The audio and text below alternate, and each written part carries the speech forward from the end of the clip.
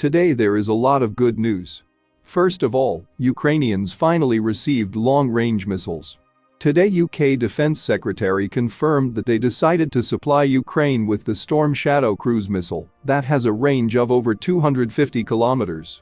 By contrast, the US-supplied HIMARS missiles only have a range of around 80 kilometers.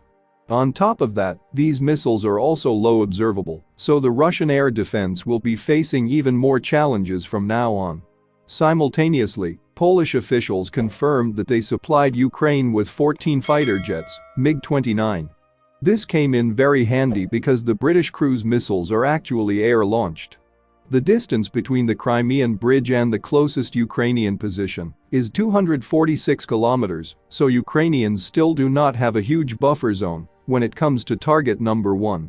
It looks like Ukrainians will have to rely on ballistic missile RIM-2 if they want to reach the Crimean Bridge for sure, while the British cruise missiles are more suitable for targeting Russian supplies lines and sending a huge shock through the rear because all the biggest ammunition depots, warehouses with equipment, and command centers are approximately 90 kilometers away from the front.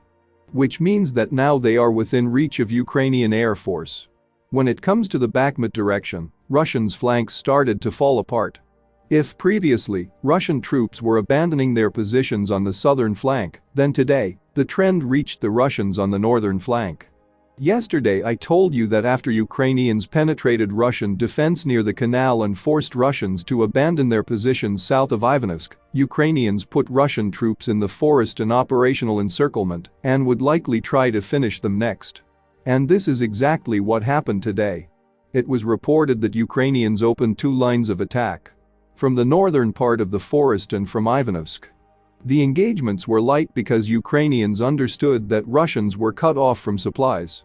As a result, closer to the second half of the day, Russians started running low on ammunition, and with no prospect of improvement of the situation, several detachments from the 4th Motorized Rifle Brigade abandoned multiple positions in this region. After seeing that their fellow men abandoned their positions, soldiers from the same 4th Motorized Rifle Brigade left a huge trench network north of Klishchiivka. This is the biggest and the most fortified position south of Bakhmut. Prigozhin reported that he had to send his men from Bakhmut to plug this hole in the flank. Today Ukrainians also launched a huge counterattack on the northern flank. In a similar fashion, Ukrainians started undermining Russian defense from the corner between Bodanivka and a small river. After initial success, the scale of the attack was increased, and Ukrainians opened 2 vectors of attack directed towards each other. As a result, the Russian 9th Motorized Rifle Brigade started abandoning their positions, which resulted in even bigger first-day penetration than to the south. Right now, Ukrainians are heavily shelling Russian troops in Berkivka and Yahidin. It looks like Ukrainians are moving in the direction of Berkivka from the south and may very soon attack in the same direction from the north. This will put Russian forces in Zaliznyinsk and Dubovo-Vasilivka in the operational encirclement, in the same way it put the Russians in the forest in the operational encirclement. Such a tactic allows Ukrainians not only to generate tactical gains at a much lower cost, but also allows to capture a lot of unused equipment. As Russians were preparing to face a huge frontal attack from Minkivka, these forces accumulate, so Ukrainians can seize a lot of trophies not only to the south of Bakhmut but also to the north.